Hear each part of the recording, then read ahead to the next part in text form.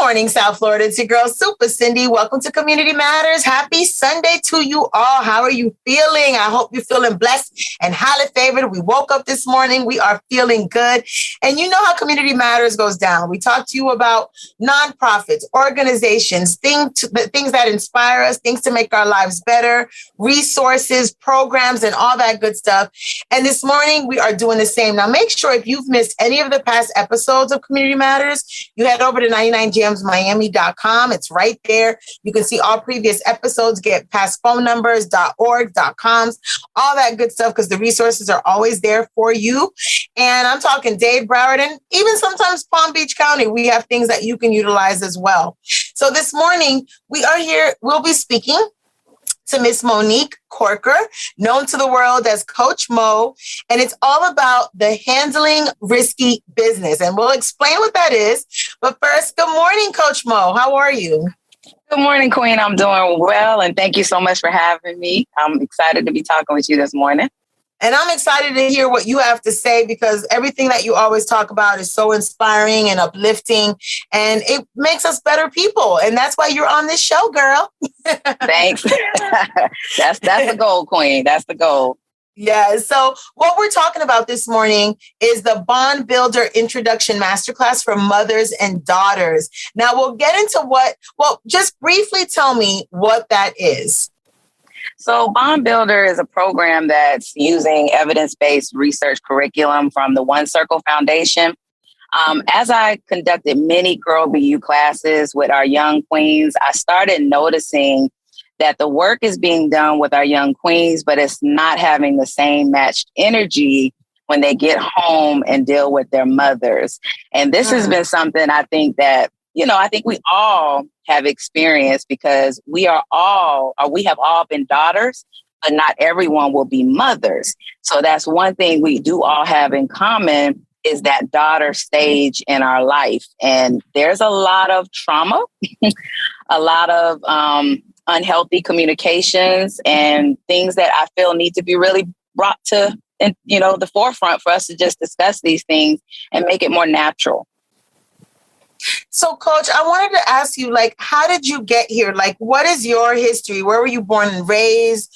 What is your college degree? What is your history that got you to this point that you're speaking, to moms and daughters? So my background, I was born in Ohio, but raised in Gainesville. So I am a Gator. But I moved to Fort Lauderdale, where I met my husband, and we started a nonprofit organization called Handling Risky Business. And the title itself is because we felt there weren't a lot of people handling the riskier business in our local communities. So from that, we've grown since 2007. And I've always had an issue of self-worth. I didn't grow up with a healthy relationship with my father, which I think a lot of us can share some of those testimonies. But how they impacted me growing up, I made it a purpose to try to make sure I help encourage young queens not to do some of the things that I did, which then developed the Girl BU program. BU because everyone else is taken. We've got such a strong culture of followers. I just wanted to come into the space, bring positive energy, and let people know, even at 46, I got my master's degree, and it's never too late for you to achieve things in the world. But degrees mean nothing if you can't identify your own self-worth and love for yourself. Yes, that's what I'm talking about. And I saw, I recently on social media, which, usually is something negative, but I saw this. It said that it's never too late to start over. And you could have a first, second, third, fourth chance. It's never the end. And I really agree with that.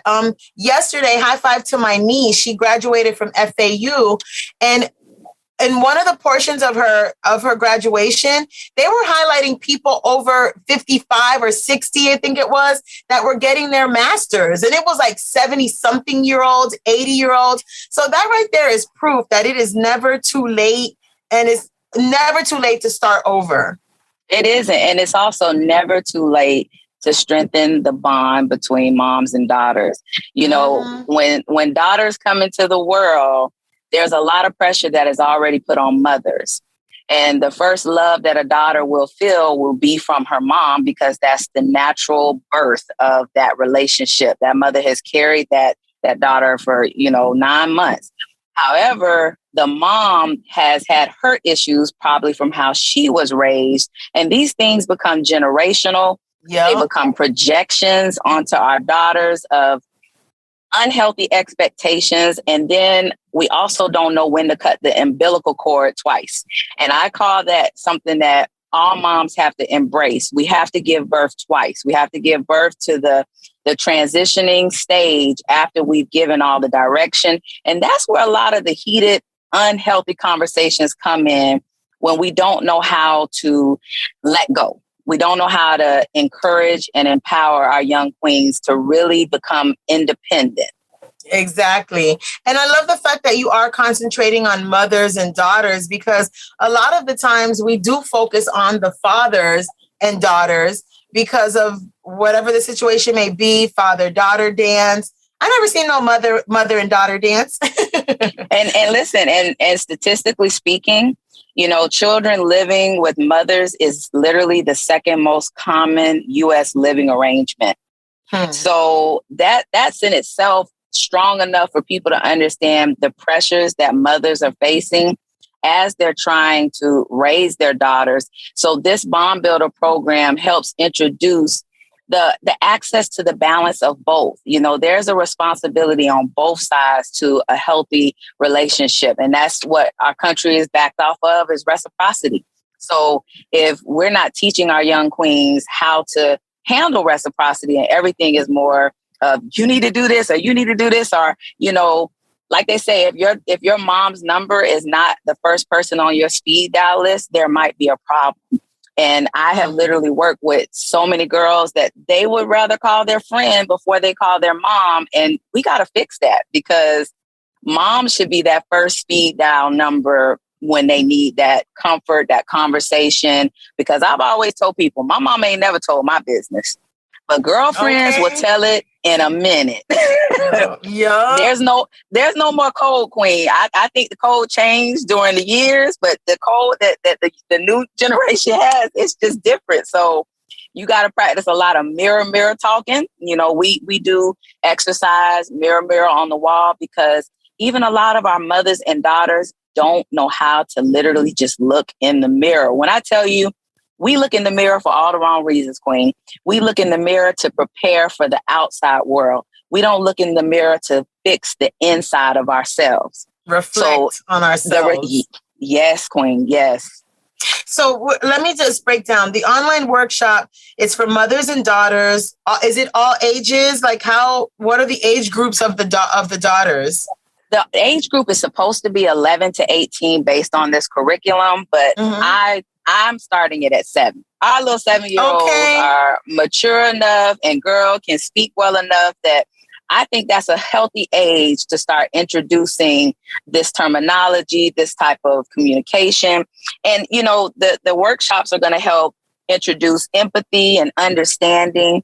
Oftentimes just really when each party needs to take a deep breath, because sometimes today might not be the day to talk about your daughter getting written up if you just had a bad day with your boss.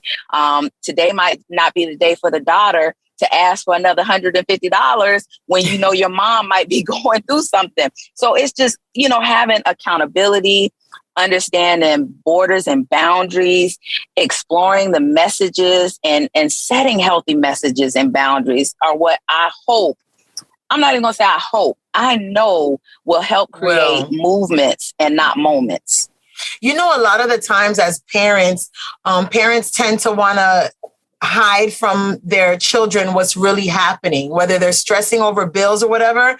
But then when they start talking about finances and bills, it'll be when their tea kettle is overflowing because the child keeps asking for stuff or whatever the scenario may be.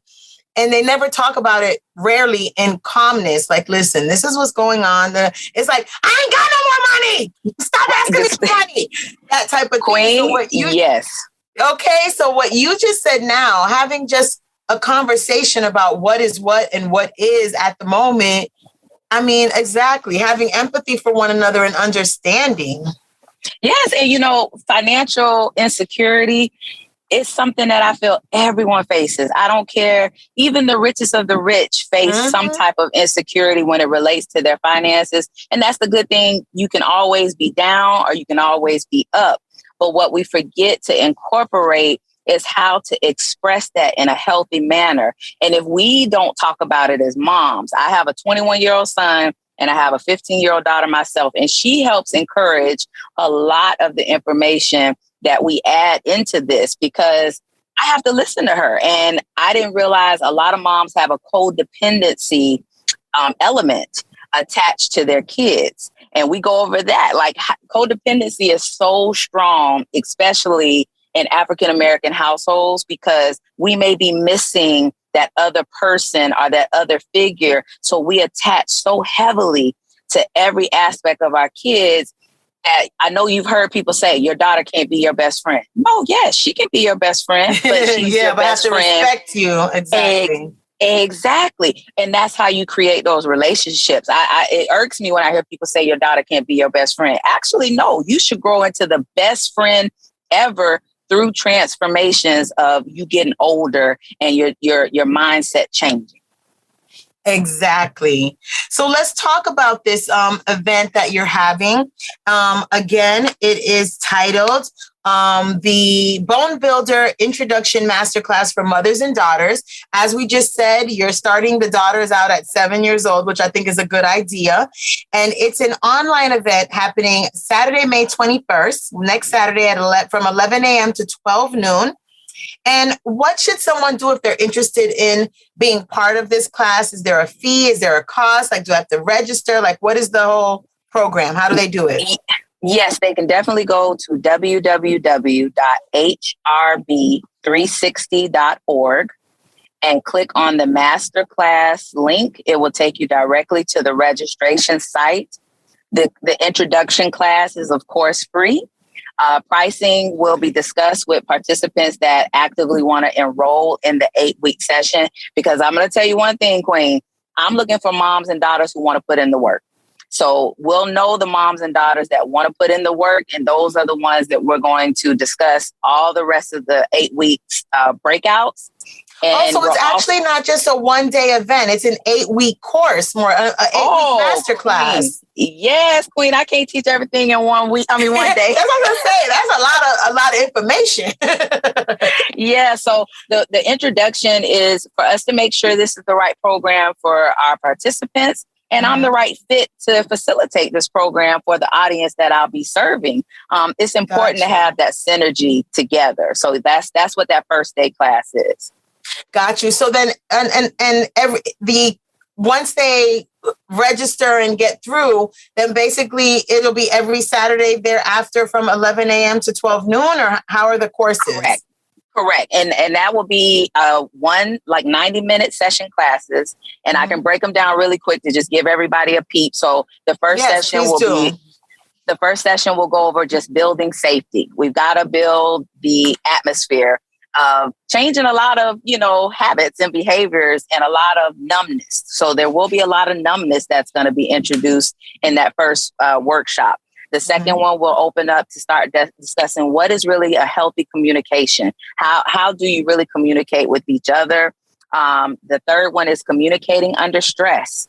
That goes for both moms and daughters. I work with so many girls. They are more stressed than we believe. Like it's the struggle is real. Like there's a phone watching everything they do. I'm so happy there were not cell phones back when I was growing up. Okay, me too. They are stressed. And the workshop 4 is building and deepening the trust. So as you can see, we're progressing from a safety mechanism all the way to how to have that healthy communication, because that's what creates the bond. If you can communicate, anything can be worked through. And that's in really any aspect of life in a relationship. The 5th workshop is going to be setting proper expectations and meeting needs. There's a lot of false expectations out there for our daughters and our mothers. So we've got to bring that to full circle and look at this like a job description. When you go to work, your job expects you to perform a certain way. There's certain expectations that moms are going to have for their daughters. There's certain expectations that daughters are going to have for their moms. But that's all negotiable as long as it's done within a healthy manner and there's healthy communication. The sixth one is going to be the road trip to relationships. So how do you map out these agreements? How do you come to these healthy agreements without yelling? I got some moms haven't talked to each other for years, and these are adult women. So, I'm hitting the younger girls. I definitely know I've had some people tell me, well, we need an older version. We need a bomb I builder. I was just about to ask you that, like, if there's a person who's not within 7 years old and 18 years old and has a weird relationship with their moms, is it okay for them to just come and maybe not discuss anything, but sit in as well if there's room? If there's room, yes, definitely, because there's stuff you can still learn. But the goal is it has to be the partnership. So the mom and daughter or the mother figure, and, that could be any form of a female caregiver, has to be in attendance, because you're going to go into breakouts to work these things out together. So if moms want to come on and just listen because they may have a strained relationship and they're older than 18 and don't want to have their daughter, I don't mind them listening because they can definitely utilize the tips. But if I do see the need to incorporate, we got to become innovative. I definitely can figure out how to, transfer this curriculum into an older adapted curriculum for a mature audience. Yes, I think the older people as well need to. I think my mom passed away, but prior to her passing away, I feel like the older I got, the better my relationship with my mom got. Not to say I had a horrible, rocky relationship with my mom, but it wasn't like I was going and telling her everything, all my moves that I was doing and asking her for her advice. I honestly wasn't in my 20s talking to my mom about, Mom, I'm going to go intern at 99 Jams and I want to be on the radio. Like, I never discussed those type of things with my mom because, my mom was Latina and I just felt like, I don't know. I just didn't want to tell her because she was so meddly. Like, she was all in the sauce. I'm like, Mom, sit down. So I really feel like a lot older women need to correct their situation with their moms. You know what I mean? Because it's a lot of hurt, a lot of baggage, a lot of things that we don't even know we're carrying around. But I love that you're starting at 7 to even avoid that road that a lot of young women go through with their moms. 7 is a perfect age. Yes. And, there's also studies that also predict the lack of self-esteem for daughters as it relates to the health of their relationships with their mothers.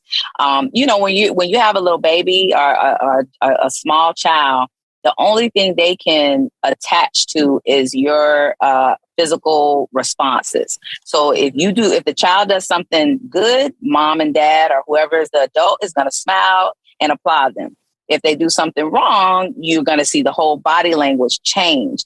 And that continues to happen through unconscious behaviors of mothers through disappointments when it could just be too high of an expectation. If your daughter is a first generation college student and, you want her to go to college, but she may be the next, Oprah, we've got to learn how to incorporate a healthier conversation to empower her to become the best version of herself and not project our lack of commitment and follow through onto our daughters. And that happens a lot. And until moms hold each other accountable, think about it, Queen. When's the last time a mom felt it was her place to step and talk to another mom and say, hey, I don't think you handled that right?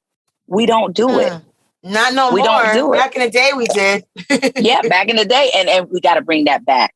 So if we can start normalizing, like I hear a lot of normalizing luxury life for Black women, let's normalize this bond that needs to be stronger so we create stronger generational pass downs. This is a part of our legacy builder pillar in handling risky business. We can't create wealth pass down if our relationships are broken. It just won't work.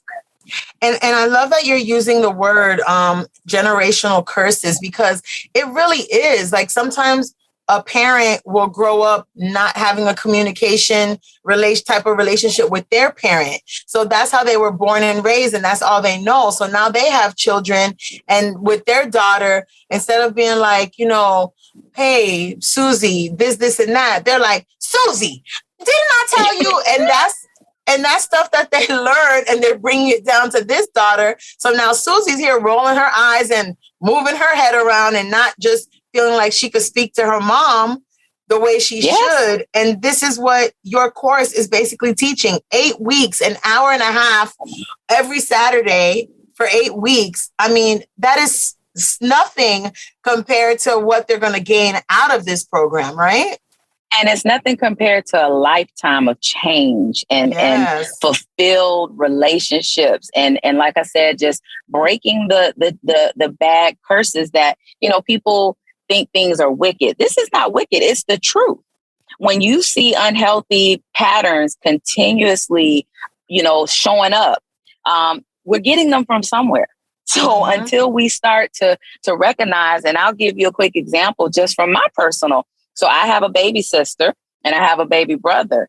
I had the projection of being mom too early.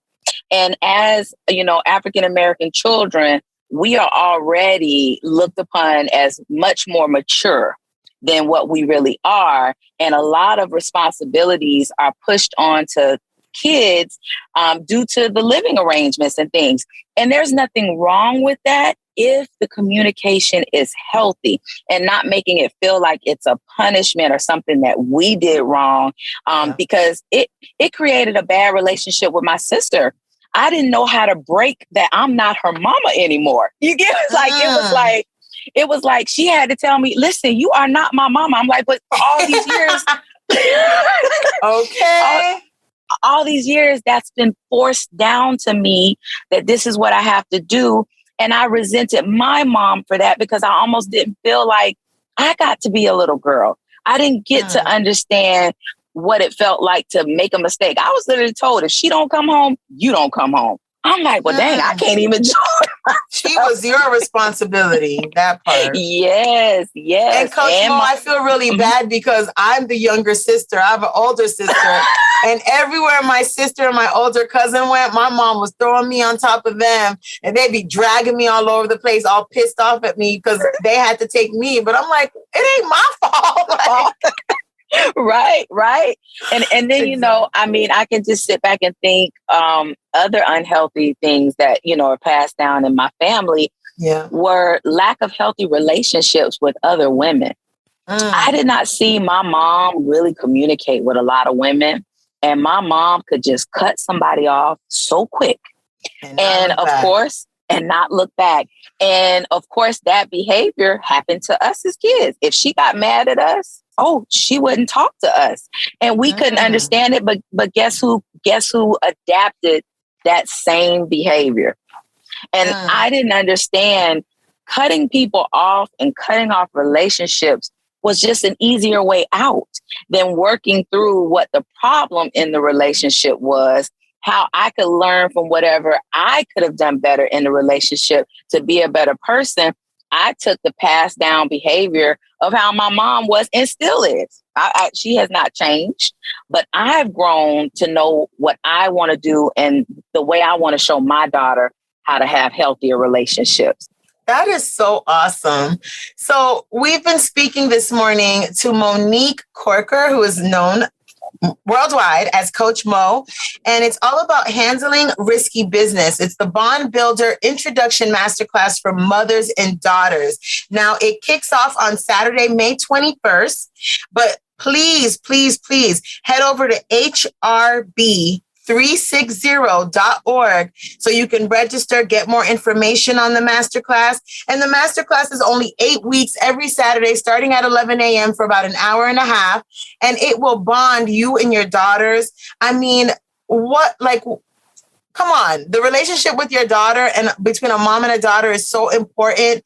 And you can even use things that you use in the mom and daughter relationship fixer with your friendships, with how you treat people, with everything. So I think this whole Bond Builder Masterclass that you have going on is amazing, Coach Mo.